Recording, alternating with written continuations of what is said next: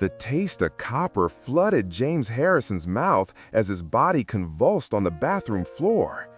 Cold tiles pressed against his cheek while his heart hammered erratically. Skip, skip, double beat, stop. Each irregular rhythm felt like his chest was being crushed by an invisible fist. 64 years old, a respected judge, a pillar of the Charleston community. And here he was, collapsed next to his own toilet at 2 in the morning, his phone just out of reach on the counter. The stroke had come without warning. One moment he was brushing his teeth. The next, his left side went completely numb, and the world tilted sideways. Now he lay there, unable to move, unable to call for help, feeling his body shut down system by system. Through his blurred vision, he saw a figure appear in the doorway. A boy, maybe 9 years old, standing in the shadows with eyes that seemed to glow with an otherworldly light. "Don't go yet," the boy whispered, his voice cutting through the panic like a knife through silk. James tried to speak, but only a garbled sound escaped his lips. The boy stepped closer, and James could see him clearly now. Dark hair, plain gray t-shirt, jeans.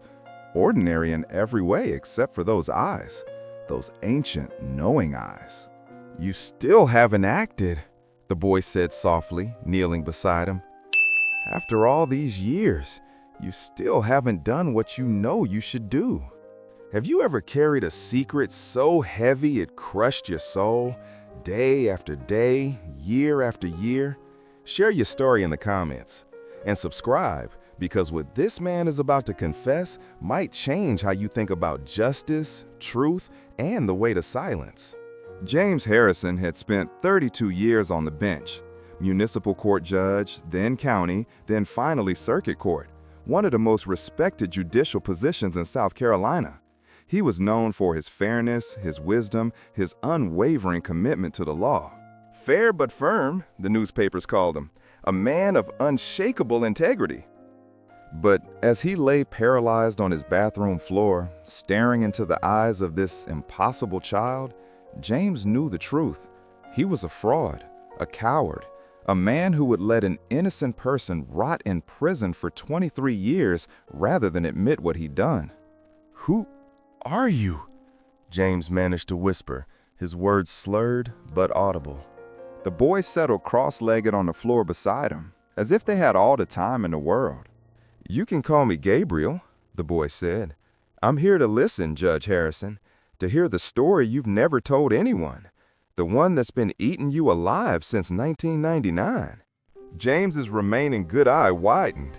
His heart, already struggling, skipped another beat.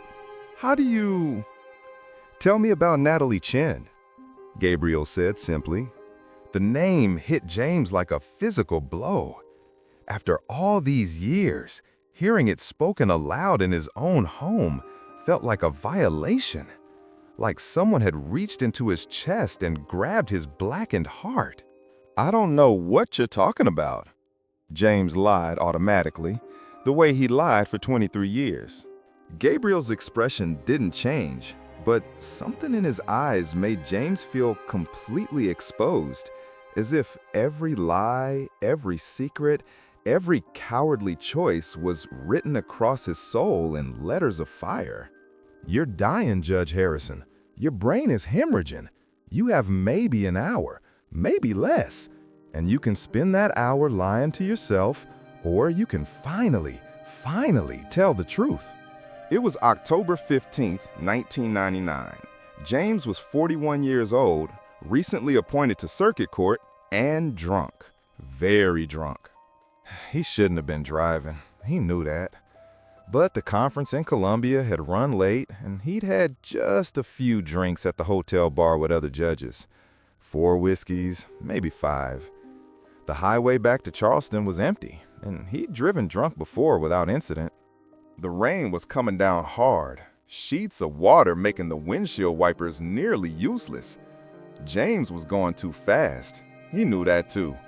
But he was a judge, an important man. Rules were for other people. He never saw her. One moment, the road was empty. The next, there was a figure in his headlights, a young woman in a rain-soaked hoodie crossing the highway, probably trying to reach the gas station on the other side. The impact was sickeningly soft. A thud, not a crash. His car barely even slowed. James slammed on the brakes, his heart exploding in his chest. In his rearview mirror, he could see her body crumpled on the wet asphalt, illuminated by his taillights.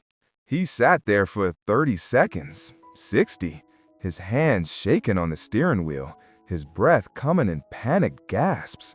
And then he made the choice that would define and destroy the rest of his life. He drove away. Her name was Natalie Chen, James whispered now, tears mixing with the saliva pooling beneath his cheek. 24 years old, graduate student at USC. She was walking to the gas station because her car had run out of gas 2 miles back. Gabriel nodded slowly, as if he'd known all along. "You killed her," the boy said. Not an accusation, just a fact. "Yes." The word came out like a sob. "I killed her. And then I left her there in the rain like she was nothing, like she was garbage." "But that's not the worst part, is it?" Gabriel asked softly. James closed his eyes. This was the part he'd never told anyone. The part that had turned his soul to ash. 2 weeks later, they arrested Marcus Williams. Black kid, 19 years old, had a record, joyriding, possession of marijuana, nothing violent. But his car matched the general description a witness had given. Dark sedan, might have been a Honda. Gabriel waited. The police pressured him, told him they had evidence, that witnesses had seen him, that if he cooperated, it would go easier for him. Marcus was scared, not very bright. He confessed, said he'd been drinking, didn't see her, panicked and ran. But he hadn't done it, Gabriel said. "No," James's voice cracked. "I had done it. In my dark blue Mercedes sedan, the one I parked in my garage and had detailed the very next day to remove any evidence." "And you let him take the fall?" James tried to find the words, the justification he'd repeated to himself for 23 years. "I was a judge, a new judge. If they'd found out I was drunk, that I'd committed vehicular manslaughter and fled the scene, my career would have been over. I would have gone to prison, everything I'd worked for." "So Marcus Williams went instead," Gabriel finished. "He pleaded guilty to vehicular homicide, got 25 years. He's still in prison right now at Lieber Correctional. He'll be 42 years old when he gets out, if he survives that long." The weight of those words hung in the air like a physical presence. "I followed his case," James continued, the words pouring out now like poison from a wound. "I couldn't help myself. I read every article, every court document. Marcus maintained his innocence at first, said he hadn't done it, that the police had coerced his confession, but nobody believed him. A black kid with a record versus a dead Chinese-American graduate student? The prosecutor made him look like a monster." "And you said nothing," Gabriel observed. "I told myself I couldn't, that it was too late, that coming forward would destroy my family. I had a wife, 2 young daughters, that it would accomplish nothing except ruining more lives. I told myself Marcus had a record anyway, that he probably would have ended up in prison eventually for something else." James's voice dropped to a whisper. "But the truth is simpler than that. I was a coward. I was terrified. And I chose my comfort, my reputation, my career over an innocent man's freedom, over justice itself." "You became a judge," Gabriel said. "You spent 32 years dispensing justice to others while denying it to Marcus Williams." "Yes." The admission was like pulling out his own organs. "I sentenced people to prison for crimes less serious than what I'd done. I lectured defendants about responsibility, about facing the consequences of their actions. And Every single time, I thought about Marcus, sitting in a cell, for my crime. Did you ever try to make it right? Gabriel asked, though his tone suggested he already knew the answer. I tried to compensate, James said miserably. I donated anonymously to wrongful conviction organizations. I made sure to be fair to black defendants, maybe even lenient. I wrote letters to the parole board recommending early releases for nonviolent offenders. I thought maybe if I balanced the scales in other ways. But you never balanced Marcus Williams' scales, Gabriel said. No, because that would have required telling the truth, and I couldn't. I just couldn't. James's breathing was getting more labored now. He could feel something building in his head, pressure mounting like a dam about to burst. I wrote a confession letter once, he continued weakly. 7 years ago. Wrote down everything. The drinking, the accident, the cover-up. I sealed it in an envelope and put it in my safe deposit box. I told myself I'd send it to the Attorney General before I died, that I'd finally make it right. But you didn't, Gabriel said. I didn't. I kept finding reasons to wait. When my daughters graduated college, when they got married, when my first grandchild was born. Always one more thing, one more reason to stay silent just a little longer. And now he was dying on his bathroom floor, and that letter was still sitting in a bank vault, unsent, useless. Gabriel leaned closer, and James felt the full weight of those ancient eyes upon him. Judge Harrison, do you know what the worst part of your story is? James shook his head slightly, which was all the movement he could manage. It's not that you killed Natalie Chen. That was an accident. A terrible accident caused by your recklessness, but still an accident. And it's not even that you fled the scene. That was cowardice, but people do cowardly things in moments of panic. Gabriel paused, making sure James was listening. The worst part is that you've had 23 years to make it right. 23 years! 8,395 days. And every single one of those days, you woke up and chose to let Marcus Williams suffer for your crime. That wasn't panic. That wasn't a split-second decision. That was a choice you made over and over and over again. James felt something inside him shatter. Not his body, that was already broken. Something deeper. The last fragile shell of self-justification that had protected him from the full weight of what he'd done. Marcus Williams has spent 23 years in prison, Gabriel continued relentlessly. He lost his mother while he was inside. She died of a heart attack, still believing her son was a killer. He missed his younger brother's entire childhood. He's been beaten, stabbed, put in solitary confinement. And through it all, he maintained his innocence. He never stopped saying, "I didn't do it. I didn't kill that girl." "Stop," James whispered. "Please." "Why? Because it hurts? It should hurt. It should hurt so much you can barely breathe. Because Marcus Williams has been hurting like that for 23 years, and you were the only person who could have stopped it." Tears were streaming down James's face now, mixing with blood from where he'd bitten his tongue. "I know," he sobbed. "I know. I'm a monster. I'm worse than any criminal I ever sentenced. I deserve to die. I deserve hell." "Yes," Gabriel agreed simply. "You do. But that's not the question I'm here to ask you." James looked at the boy through his tears, confused. "The question," Gabriel said softly, "is what you're going to do about it, right now, with whatever time you have left." "What can I do?" James whispered bitterly. "I'm dying, paralyzed. I can't even reach my phone.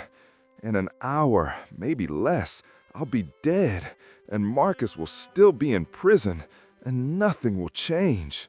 "Is that what you really believe?" Gabriel asked, That it's too late? Isn't it? Even if I could somehow confess right now, even if I could contact someone, the legal process would take months, maybe years. Marcus won't be free tonight. My confession won't undo the last 23 years. Gabriel nodded slowly. You're right. Your confession won't undo the past. It won't give Marcus back his 20s and 30s. It won't bring his mother back. It won't erase the trauma of 2 decades in prison. James felt a fresh wave of despair wash over him. But, Gabriel continued, his voice taking on a different quality, something that sounded almost like hope. It will give him his future. He has maybe 23 more years left to live, if he's lucky. Your confession won't fix what's broken, but it will prevent you from stealing the rest of his life too. How? James asked desperately. I can't move. I can't speak clearly enough to call anyone. I'm dying right here on this floor. Gabriel smiled, and it was a sad, knowing smile.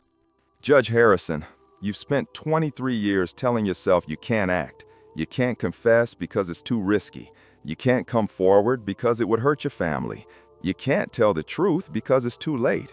But none of those things were true. They were just excuses, comfortable lies you told yourself to avoid doing what you knew was right. The boy reached out and gently touched James's forehead. And now, in this moment, when you really are dying, when you really can't move, when it really is almost too late, now is when you finally have to decide. Are you going to let Marcus Williams spend the rest of his life paying for your crime, or are you going to find a way to act? James felt something shift inside him. Not physically. His body was still broken, still failing. But something else. Something that had been paralyzed for far longer than his left side. His will. The phone, he gasped, looking at the counter above him. If I could reach. Try, Gabriel said simply. I can't move my left side. My right arm can barely. Try. James took a shaken breath. The phone was maybe 4 feet above him, sitting on the bathroom counter. It might as well have been on the moon. But he tried. His right hand, trembling, weak, reached upward. Pain shot through his shoulder. His vision swam. The effort of lifting his arm even a few inches made his head pound with renewed agony. I can't, he gasped, his arm falling back down. I physically cannot reach it. Then find another way, Gabriel said. You're a judge, James. You spent 3 decades solving complex legal problems. Apply that mind. Find a way. James looked around frantically. The bathroom, white tiles, a toilet, a sink, a counter, his phone on the counter, hopelessly out of reach. And then he saw it, the toilet brush holder just within reach of his right hand. If I could knock something off the counter, he thought aloud, his words slurred but determined. Make enough noise. My neighbor, Mrs. Patterson, she's a light sleeper. Do it, Gabriel encouraged. James's fingers closed around the toilet brush holder. With every ounce of strength he had left, he swung it toward the counter. He missed. He tried again, missed again. His vision was darkening at the edges. His breathing was becoming more shallow. He could feel his brain shutting down, piece by piece. I can't, he whispered. One more time, Gabriel said. One more try. 23 years of silence, James. Don't let it be 23 years and one more day. James gritted his teeth. He thought of Marcus Williams, 19 years old, terrified, confessing to a crime he didn't commit. He thought of all those years in prison, all those days, nights, months, years. He swung the brush holder with everything he had left. It connected. The phone, along with James's electric toothbrush, a bottle of cologne, and a glass soap dispenser, crashed to the floor with a tremendous noise. And miraculously, impossibly, the phone landed right next to James's hand. With shaking fingers, James managed to unlock the phone. His vision was so blurred he could barely see the screen. His fingers wouldn't cooperate. He tried to dial 911 and hit 919. Delete. Try again. "Help me," he whispered to Gabriel. The boy pointed at the screen. Voice command, press and hold the home button. James did. The phone chirped. Call 911, he slurred into the phone. "Calling 911, the automated voice responded. The ringing seemed to last forever. Then, 911, what's your emergency? Stroke, James managed to say. But that's not why I'm calling. Sir, if you're having a stroke, stay calm. Help is on the way. What's your address? 213 Oak Street, James gasped. But listen, recording this call, right? Yes, sir. All 911 calls are recorded. Please stay calm. Help is coming. Good, James said, and he could feel his consciousness slipping away like water through a drain. Need to confess to murder. There was a brief pause on the other end. Sir, did you say murder? October 15th, 1999. James forced the words out. Natalie Chin. Killed her. Vehicular homicide. Was me, not Marcus Williams. I was drunk, driving, hit her, left her, in the rain. Sir, I need you to stay with me. Marcus Williams, innocent, in prison 23 years for my crime. James was crying now, the words barely intelligible. Confession in my safe deposit box, Charleston National Bank, box 447. Everything's there. Proof. Tell him. Tell Marcus. I'm sorry. Tell him. The phone slipped from his fingers. Gabriel was standing now, and the bathroom was filling with an impossible light, soft and golden, like dawn breaking after the longest night. Did I do it? James whispered. Is it enough? The 911 operator has already dispatched police to your location, Gabriel said softly. The call is recorded. Even if you die right now, even if you never regain consciousness, your confession is on record. The investigation will begin. They'll find the letter in your safe deposit box, and Marcus Williams will be free. It won't undo. No, Gabriel agreed. It won't undo anything. Marcus Williams still lost 23 years. Your family will still have to live with the truth of what you did. Natalie Chin is still dead, but Marcus will get his future back. That's not redemption, James. That's just the bare minimum of what you owed. James nodded weakly. Will I live? Gabriel tilted his head, considering. That's not up to me. That's up to you. What do you mean?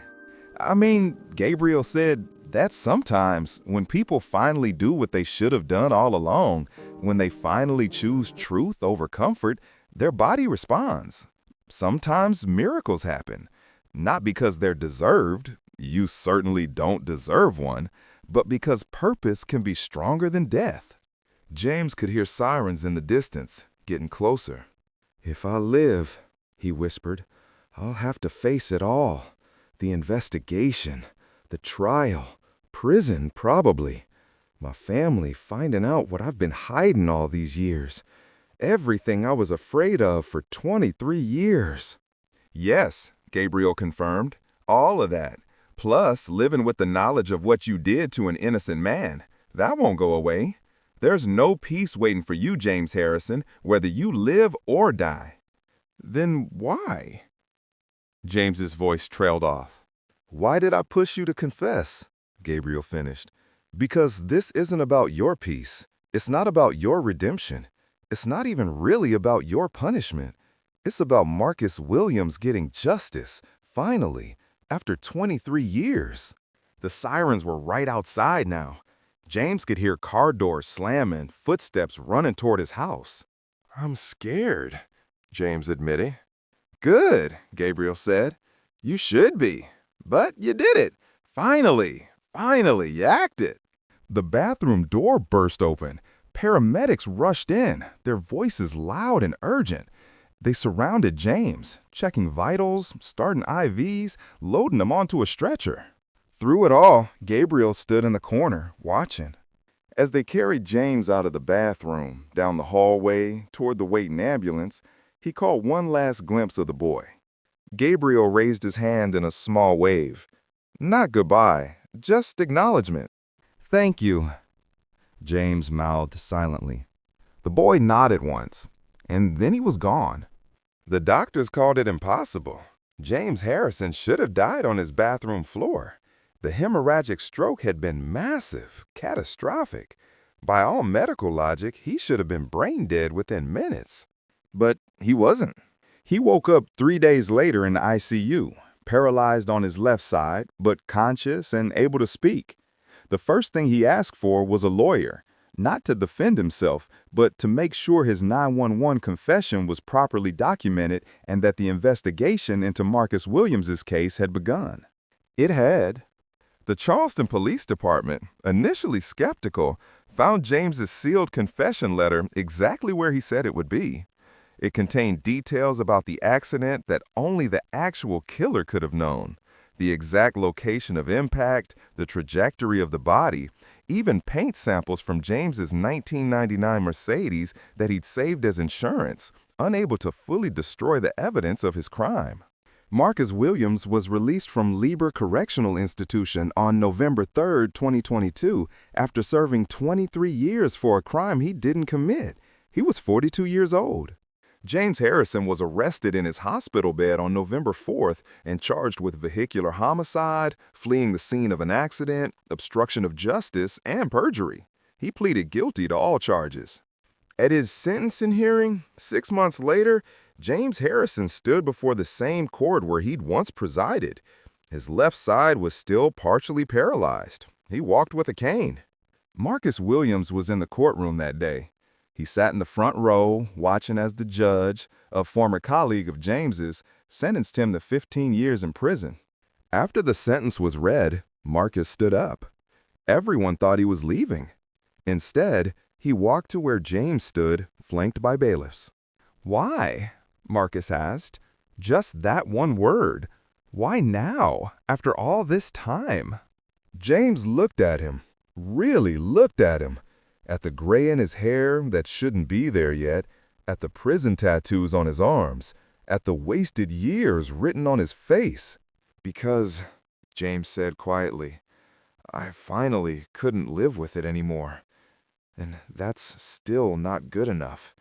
It will never be good enough. But it's all I have to give you. Marcus stared at him for a long moment. Then he nodded slowly. It's not forgiveness, Marcus said. I'll never forgive you. But it's something. It's the truth.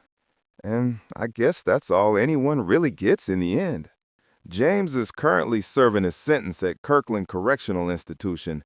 His wife divorced him. His daughters haven't spoken to him since the trial.